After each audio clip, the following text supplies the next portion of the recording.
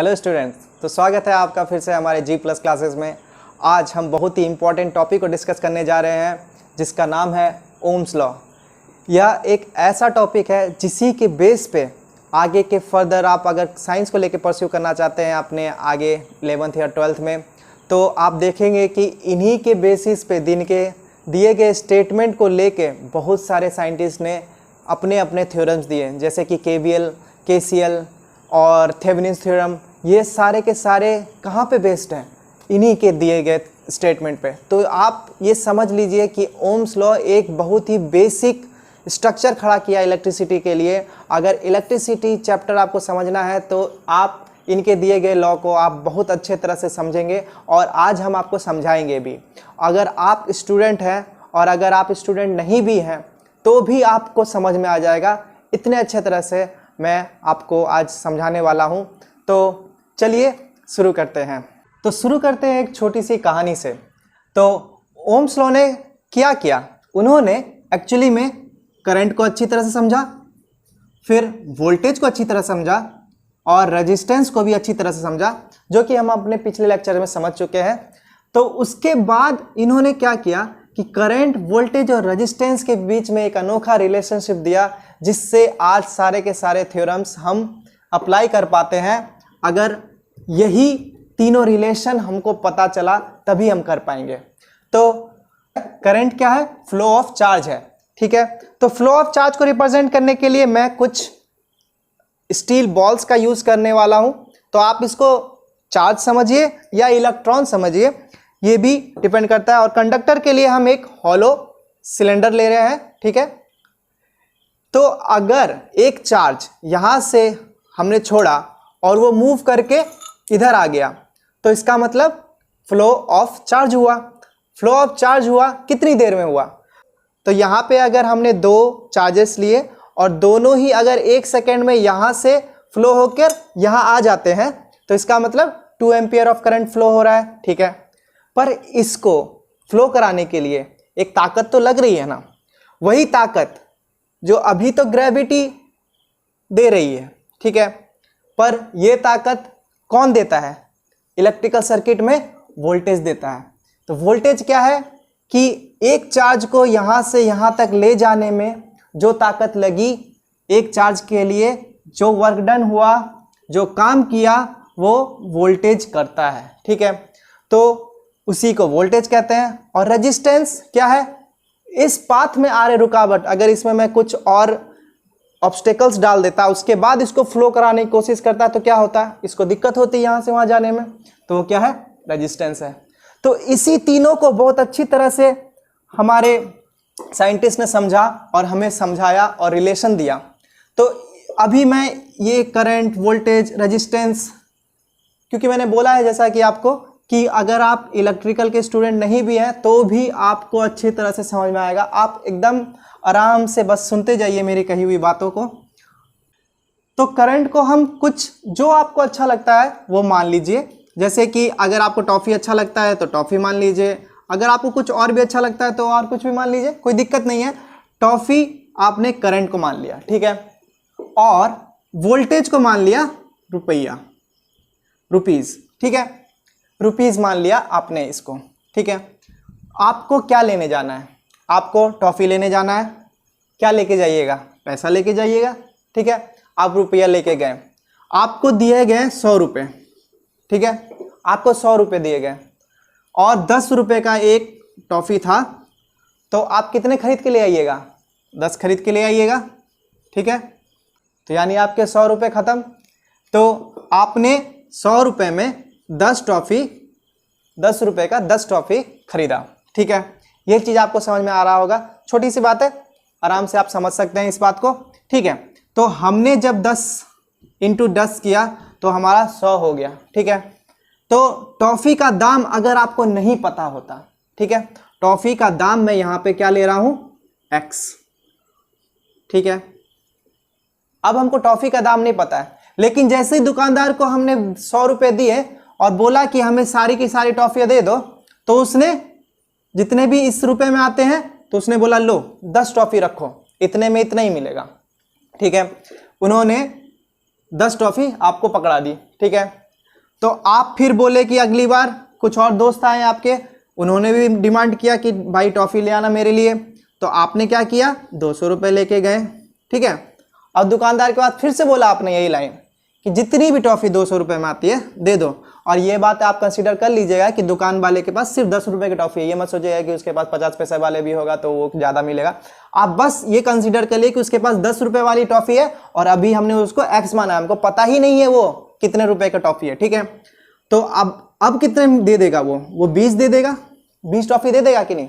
तो आप यहाँ पे एक रिलेशन समझ रहे हैं कि जितना पैसा लेके जाओ उतना ज़्यादा टॉफ़ी तो मिलना ही है कि नहीं। तो आप एक रिलेशन समझ रहे हैं कि जितना भी रुपया लेके जाओ, जितना ज़्यादा रुपया लेके जाओ उतना ज़्यादा हमें टॉफ़ी मिल रहा है, ठीक है। तो यहाँ पे कांस्टेंट क्या है, कांस्टेंट है आपका यही टॉफ़ी का दाम। वो दुकानदार तो नहीं बढ़ा रहा है, ये बार बार आ रहा है खरीदने के लिए टॉफ़ी, इसके लिए ना 10 रुपये की जगह 15 रुपये कर देता हूँ, ऐसा तो नहीं कर रहा है वो। अगर उसके पास सिर्फ 10 रुपये वाली टॉफ़ी है तो वो बार बार वही देगा आपको, यही टॉफ़ी देगा, यही टॉफ़ी देगा, और हमेशा उसका दाम कांस्टेंट रह जाएगा। तो उसका दाम कांस्टेंट जो है वो कैसे निकालिएगा आप, वो कैसे निकालिएगा। आपने क्या किया, 100 रुपये लेके गए, 10 टॉफ़ी मिल गया, ठीक है। तो आप क्या किए, 100/10 किए, तो आपको क्या पता चला, एक टॉफ़ी का दाम 10 रुपीज़ है, ठीक है। ये आपने किया। आपने यहाँ पे भी फिर से किया, कोई 200 रुपये लेके गया, अगर उसको 20 टॉफ़ी मिला तब उसको कितना दाम पड़ा एक टॉफ़ी का, तो आप क्या करिएगा, 200/20 कीजिएगा। फिर भी आप देखिए क्या, ये इतना ही निकल रहा है। टॉफ़ी का दाम हमेशा कांस्टेंट ही निकलेगा, सीधी सी बात है। ये चीज़ आपको बहुत अच्छी तरह से समझ में आ रही होगी कि नहीं। बस यही है ओम्स लॉ, यही कहा ओम्स लॉ ने कि जितना रुपया लेके जाओ उतना टॉफ़ी मिलेगा, और टॉफ़ी का दाम जहां हमेशा कांस्टेंट मिलेगा। यही दाम क्या है, रेजिस्टेंस है, यही रुपया क्या है, वोल्टेज है, और यही नंबर ऑफ टॉफ़ी क्या है, आपका करंट। तो करंट को मैंने चार्ज बोला था, तो आप समझ जाइए चार्ज है ये, नंबर ऑफ चार्जेस, और ये क्या है, पोटेंशियल डिफरेंस, और यह क्या है, रेजिस्टेंस, ठीक है। तो आप सच सच बताइएगा कि ये ओम्स लॉ आपको आज तक सुन के जब स्टेटमेंट सुनते होंगे आपको कुछ हवा नहीं लगता होगा कि क्या क्या बोल दिया, लेकिन अगर आप देखा जाए ना तो स्टेटमेंट तो मैं आगे पढ़ाऊंगा आपको, लेकिन आप अगर इस चीज़ को आज समझ गए तो आप समझिए ओम्स लॉ आप अच्छे से समझ चुके हैं, ठीक है। और इन सब के बीच में एक और चीज़ होना चाहिए, दुकानदार का मूड। यहाँ पे मैं कहना ये चाहता हूँ कि आप टेम्परेचर को कांस्टेंट रखना पड़ेगा, अलग से कांस्टेंट। ये तो रेजिस्टेंस का वैल्यू यानी हमारा टॉफ़ी का दाम तो कांस्टेंट है ही, साथ में टेम्परेचर भी कांस्टेंट होना चाहिए। तो मैंने मूड कहा क्योंकि मान लीजिए कोई दुकानदार है और उसको अभी दोपहर में है और वो खाना खाने का टाइम हो गया है, तो उसके पास आप 100 रुपये, 200 रुपये, 500 रुपये भी लेके जा रहे हैं, वो बोलेगा नहीं अभी नहीं दे रहे टॉफ़ी, ठीक है। तो आपने क्या पढ़ा, आपने पढ़ा कि अगर 200 लेके जाएंगे तो हमको तो 20 टॉफ़ी मिलना चाहिए था, ये पढ़ा आपने। पर दुकानदार ने नहीं दिया आपको, बोला कि अभी मेरा मूड नहीं है या फिर मुझे और कोई काम है, मैं दुकान अभी बंद कर रहा हूँ, वैसे भी कोरोना चल रहा है इसके कारण भी बंद कर सकता है। तो एक चीज को और कांस्टेंट रखना पड़ेगा, क्या, इस केस में एग्जांपल के केस में मैं मूड बोल रहा हूं, पर एक्चुअली में ये क्या है, टेम्परेचर। यानी टेम्परेचर, आसपास का वातावरण का टेम्परेचर जो है वो कांस्टेंट होना चाहिए, तभी आप इस रिलेशन को प्रूफ कर पाएंगे जो कि हमारे ओम्स लॉ ने कहा। और यह टेम्परेचर का कांस्टेंट होना बहुत ही ज़्यादा इंपॉर्टेंट है। इसको बहुत सारे क्वेश्चंस भी डायरेक्ट पूछ दिए जाते हैं। When Ohm's law is applicable, option में 2-4 ऑप्शन कुछ भी दे देता है, और एक ऑप्शन में रहता है क्या कि व्हेन टेम्परेचर इज कांस्टेंट। तो यह ही आपको टिक मार के आना है और कुछ ऑप्शन पढ़ने का जरूरत ही नहीं है। तो आपको ये चीज अच्छे से समझ आ गया, तो हम आगे बढ़ते हैं। तो ये सर्किट के साथ ही ओम्स लॉ ने प्रूफ किया, जो अभी हमने एग्जांपल देखा था। तो इसी सर्किट में हकीकत में क्या हो रहा है, जो टॉफ़ी चॉकलेट वाला हमने बात की, तो हम यहाँ पे देखेंगे हकीकत में क्या हो रहा है। तो उन्होंने एक टेबल ड्रॉ करने के लिए कहा, ठीक है, किसके किसके बीच? यह एक वेरिएबल वोल्टेज सोर्स है, ठीक है।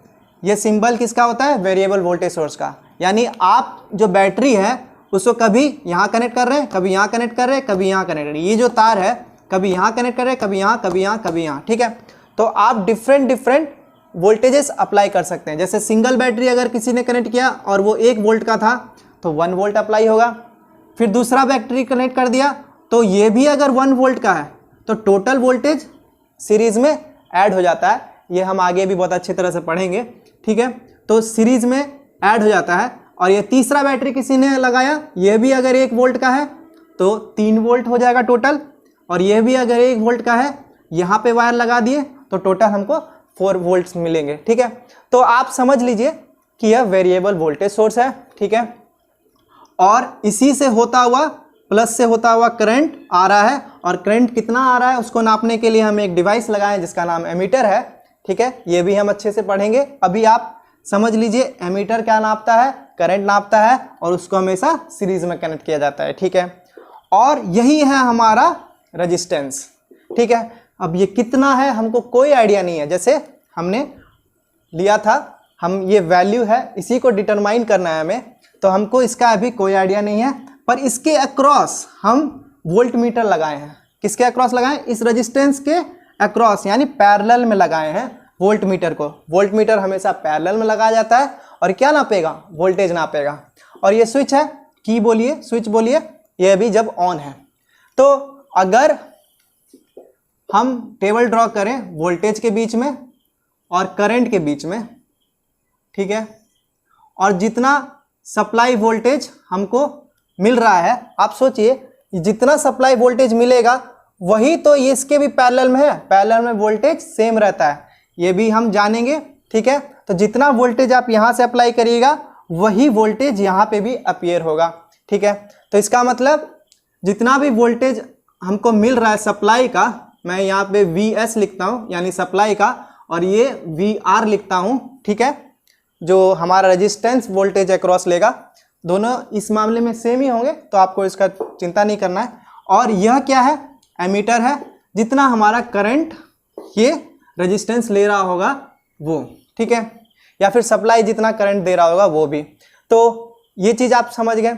इसी के बीच में उन्होंने टेबल ड्रॉ करने के लिए कहा हमें। तो हम पहले मान लेते 1 वोल्ट किसी ने अप्लाई किया, ठीक है। तो हमारा यहाँ पे भी वोल्टेज अपीयर होगा जिसको हम VR से रिप्रेजेंट करेंगे, वो भी 1 वोल्ट का होगा। और कुछ करंट मान लेते हैं अभी कि 0.5 एम्पियर करंट फ्लो हो रहा है, ठीक है। या एमीटर जो रीडिंग दे रहा है वो हमने यहाँ लिख दिया, ठीक है। तो उसके बाद अगर हम फर्दर इंक्रीज करें यहाँ से, तो वोल्टेज अगर हम 2 वोल्ट दिए तो फिर यहाँ पे देखें वहाँ पे ये भी 2 वोल्ट ही अपीयर करेगा रेजिस्टेंस के अक्रॉस, तो यहाँ पे भी 2 वोल्ट्स लिख दिए। और करंट 1 एम्पियर मान लीजिए, एम्पियर बता रहा है एमीटर, ठीक है। फिर वैसे ही 3 वोल्ट दिए तो 1.5 बता रहा है। वैसे ही 4 वोल्ट दिए, वैसे ये टोटली रेजिस्टेंस पे डिपेंड कर रहा है। ये करंट मैं जान रहा हूँ वैल्यू, इसलिए बता दे रहा हूँ। जैसे कि मैं अगर टॉफ़ी का वैल्यू जान रहा था तभी ना मैं बता दे रहा था कि 10 रुपये में कितने टॉफ़ी मिल जाएंगे आपको, 1 मिल रहा था, तो मुझे पता है रेजिस्टेंस का वैल्यू। लेकिन अगर आप कोई भी अननोन सोर्स लेके करेंगे तो आपको तो ये एमीटर हकीकत में होना चाहिए, आपके पास हकीकत में वोल्ट मीटर होना चाहिए, तभी आप ये लिख पाइएगा ये डेटा, ठीक है। तो मैं जान रहा हूँ वैल्यू इसलिए लिख रहा हूँ, पर आप समझिए कि मैं कैसे लिख रहा हूँ। ये बिल्कुल ही प्रैक्टिकल चीज़ है। ये जब आप करेंगे तो एमीटर कुछ शो करेगा, वोल्ट मीटर कुछ शो करेगा, वही हम यहाँ पे लिखते चले जा रहे हैं, ठीक है। और यहाँ पे 2 एम्पियर शो कर रहा है, ठीक है। तो इस सब केस का अगर आप ग्राफ भी ड्रॉ करिएगा ना, वोल्टेज वर्सेस करंट के बीच में, तो वो भी ग्राफ जो होगा वो जैसे देखिए, अगर 1 वोल्ट लिए हैं तो 0.5 एम्पियर, यहाँ पे ले लेता हूँ मैं 0.5, यहाँ पे ले लेता हूँ 1, यहाँ पे ले लेता हूँ 1.5 और यहाँ पे ले लेता हूँ 2, ठीक है। तो 1 वोल्ट पे, 2 वोल्ट पे, 3 वोल्ट पे और 4 वोल्ट पे। तो हम अगर ग्राफ देखेंगे हमारा 1 वोल्ट पे 0.5, 2 वोल्ट पे 1, 3 वोल्ट पे 1.5 और 4 वोल्ट पे 2।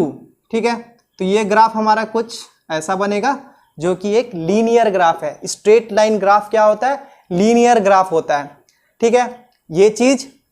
और V बाई आई का वैल्यू डिटरमाइन करें, यानी V डिवाइडेड बाय जितना भी करंट ड्रॉ किया है और जितना भी वोल्टेज अक्रॉस रेजिस्टेंस था उन दोनों को डिवाइड करें, यानी 1 डिवाइडेड बाय 0.5।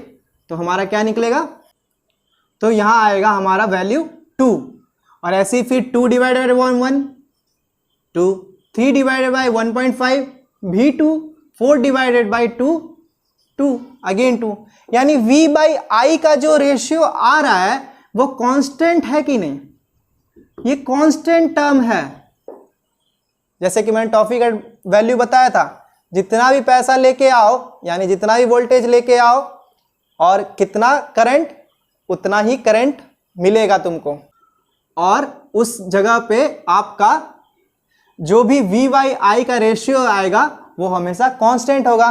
और वही कांस्टेंट क्या है? हमारा रेजिस्टेंस है।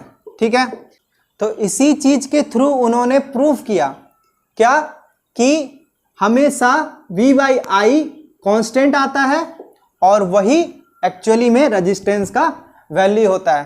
तो आप जब ऐसा कोई सर्किट ड्रॉ करेंगे तो आपको भी ये इतना यूनिक वैल्यू तो नहीं आएगा आपका, कहीं 2.1 आ सकता है, कोई 1.8 आ सकता है, 1.9 आ सकता है, क्योंकि रेजिस्टेंस वेरी करता है थोड़ा बहुत। ठीक है, और वैल्यूज़ में एरर भी आ सकते हैं आपके रिकॉर्डिंग इंस्ट्रूमेंट्स के कारण, तो उसके कारण आपको एवरेज लेना पड़ता है इन सब का। तो एवरेज वैल्यू जो लीजिएगा आप वो लगभग 2 के आसपास होगा। ठीक है, तो इतना आप अच्छे से समझ गए। तो अब हम स्टेटमेंट भी समझ लेते हैं। स्टेटमेंट में कुछ नहीं रखा हुआ है। अगर आप इन सब चीज़ को अच्छे तरह से अपने दिमाग में बैठा लिए हैं तो स्टेटमेंट भी आपको पल भर में समझ में आएगा। चलिए मैं स्टेटमेंट लिख देता हूं। तो हमारे एक जर्मन फिजिसिस्ट थे जॉर्ज साइमन ओम्स, तो उन्होंने 1827 में हमको एक लॉ दिया जिसको हम उन्हीं के नाम पे ओम्स लॉ कहते हैं। ठीक है, उन्होंने एक स्टेटमेंट दी कि किसी भी कंडक्टर में करंट, किसी भी कंडक्टर में करंट जितना पास कर रहा होगा वो प्रोपोर्शनल होगा किसके? वोल्टेज के अक्रॉस द कंडक्टर। ठीक है, और इन सब चीज के बीच में क्या? टेम्परेचर आपका कांस्टेंट रहना चाहिए। तो स्टेटमेंट आप एज इट इज एग्जाम में रट के लिख सकते हैं, लेकिन मैं कहूँगा कि आप उसको अच्छे तरह से समझें। तो उन्होंने यही स्टेटमेंट दिया और इसी स्टेटमेंट से उन्होंने ये प्रूफ किया V equal to I R. ठीक है, जहाँ V वोल्टेज है, I करंट है एंड R रेजिस्टेंस है। इन्होंने कहा कि करंट एक कंडक्टर के थ्रू जितना ज्यादा वोल्टेज होगा उतना ज्यादा करंट पास होगा। समझ रहे हैं आप? इसी चीज को अच्छे तरह से आप समझ गए हैं हमारे एग्जाम्पल से कि अगर चार्ज, फ्लो ऑफ चार्ज, क्योंकि करंट होता है तो कितना करंट फ्लो करेगा? जितना ज्यादा पोटेंशियल डिफरेंस होगा। किसके अक्रॉस? कंडक्टर के अक्रॉस। इस पॉइंट से इस पॉइंट के बीच में जो वोल्टेज होगा वो जितना ज़्यादा डिफरेंस होगा उतना ज़्यादा ही चार्ज हमारा फ्लो करेगा, यानी करंट हमारा फ्लो करेगा। तो इसीलिए हम लिख सकते हैं V is directly proportion to I। ठीक है, तो आप जैसा कि मैथमेटिकली पढ़े होंगे कि V जब डायरेक्टली प्रोपोर्शन टू हम I लिख रहे हैं अकॉर्डिंग टू ओम्स लॉ, कि वोल्टेज जितना है उतना ही ज़्यादा, जितना ज़्यादा वोल्टेज उतना ज़्यादा करंट। डायरेक्टली प्रोपोर्शन का मतलब यही होता है। तो अगर हम प्रोपोर्शनलिटी साइन हटाना चाहते हैं तो हम एक कांस्टेंट इंट्रोड्यूस करेंगे, तो वही कांस्टेंट हमारा रेजिस्टेंस है। ठीक है, और ये कांस्टेंट हो गया और I एज इट इज हो गया। तो हमारा सबसे इंपॉर्टेंट फॉर्मूला बन के तैयार हो जाता है। V इक्वल टू, आप IR लिख लीजिए, याद करने के लिए आपको सही रहेगा, ठीक है। V इक्वल टू IR, ये वेरी वेरी इंपॉर्टेंट फॉर्मूला हमारा डिराइव होता है अकॉर्डिंग टू ओम्स लॉ। इसी से आपके 3 फॉर्मूले बन जाते हैं। वो क्या क्या है? एक तो V इक्वल टू IR हो गया, ठीक है। फिर आप I के बारे में भी तो बता सकते हैं। I इक्वल टू क्या हो जाएगा? ये R इधर चला गया तो V बाई R हो गया। और फिर R के बारे में भी तो बता सकते हैं, R equal to V by I हो जाएगा। तो हमारा ये 3 बहुत ही इंपॉर्टेंट फॉर्मूला, इन तीनों फॉर्मूला में अगर आपको कोई कंफ्यूजन होता है याद करने में, क्योंकि हम स्टेटमेंट तो भले याद रख लेंगे, लेकिन फिर अगर हम V इक्वल टू IR के जगह V equal to I by R कर दिए, तो इस सब के कंफ्यूजन के लिए एक वीर ट्राइंगल आप बना लीजिए। क्या? वीर ट्राइंगल, वीर तुम बढ़े चलो वाला ट्राइंगल, ठीक है। VIR, और आप ऐसे लिख लीजिए उस ट्राइंगल में, ठीक है। एक ट्राइंगल बना लीजिए, इसका नाम मैंने इसलिए दिया है वीर ट्राइंगल। आप ऐसे समझ लीजिए हम लोग वीर योद्धा है, हम जा रहे हैं इलेक्ट्रिसिटी को सॉल्व करने के लिए, तो हमको ये वीर ट्राइंगल होना चाहिए हमारे पास। तो जैसे ही कोई पूछा V इक्वल टू क्या है, तो क्या दिख रहा है आपको? V को अगर पूछे V इक्वल टू IR, देख रहे हैं। I पूछे तो V ऊपर दिख रहा है, R नीचे दिख रहा है, तो बोलेंगे I equal to V by R, easy हो जाएगा आपके लिए। और R इक्वल टू कोई पूछे तो V बाई I। तो ये ट्राइंगल अगर आपको याद हो जाता है V ट्राइंगल, आप V ट्राइंगल बस बोलिए एक बार मन में कि V ट्राइंगल का इस्तेमाल करना है हमको, तो आपको तीनों फॉर्मूला एक ही बार में सॉल्व हो जाएगा, ठीक है। तो हम ओम्स लॉ का स्टेटमेंट अच्छी तरह से आपको समझ लीजिए। और इसमें एक चीज़ बहुत ही इंपॉर्टेंट है, टेम्परेचर का। तो अगर मैं कंडक्टर लूँ और उसी में चार्ज को फ्लो कराऊँ, ठीक है, तो ऐसा तो कह दिया इन्होंने कि हाँ जितना वोल्टेज दोगे उतना ज़्यादा चार्ज फ्लो करेगा, ठीक है। तो लेकिन अगर इसी बीच कोई लाइटर जला के इस कंडक्टर को गर्म करने लगे, तो यानी इन द केस कि टेम्परेचर इंक्रीज होने लगे, तो टेम्परेचर इंक्रीज होने पे इस चार्ज को दिक्कत हो गई यहाँ से जाने में, क्योंकि एक कंडक्टर का पॉजिटिव टेम्परेचर कोफिशिएंट होता है। इसका मतलब कि जब टेम्परेचर बढ़ता है तो एक कंडक्टर का रेजिस्टेंस भी बढ़ने लगता है, ठीक है। रेजिस्टेंस बढ़ेगा यानी रुकावट होगी किसको? करंट को फ्लो करने में, तो चार्ज धीरे धीरे फ्लो होने लगेंगे, ठीक है। लेकिन इंसुलेटर केस में उल्टा होता है। इंसुलेटर एक निगेटिव टेम्परेचर कोफिशिएंट होता है। वहाँ पे क्या होता है कि जैसे टेम्परेचर बढ़ाते हैं, क्योंकि इंसुलेटर स्टार्टिंग में क्या करता है, जाने ही नहीं देता है, क्योंकि उसमें फ्री इलेक्ट्रॉन है ही नहीं, तो जाने ही नहीं देता। लेकिन अगर टेम्परेचर बढ़ाया जाए तो उस केस में उसमें कुछ फ्री इलेक्ट्रॉन का मूवमेंट होने लगता है, और तब चार्ज फ्लो करना शुरू कर देते हैं थोड़ा थोड़ा। तो यानी रेजिस्टेंस गिरने लगता है उसका। पर इन कंडक्टर केस में अगर टेम्परेचर बढ़े तो रेजिस्टेंस बढ़ने लगता है। तो इसीलिए उन्होंने एक लाइन और स्पष्ट रूप से कही कि टेम्परेचर को आपको कांस्टेंट रखना पड़ेगा, तभी हमारा ये सारा फॉर्मूला काम करेगा, ठीक है। तो ये स्टेटमेंट लिखने के बाद ये लाइन बहुत ही इंपॉर्टेंट हो जाता है कि टेम्परेचर को कांस्टेंट जरूर होना चाहिए, तभी हमारा V इक्वल टू IR हम प्रूफ कर पाएंगे, ठीक है।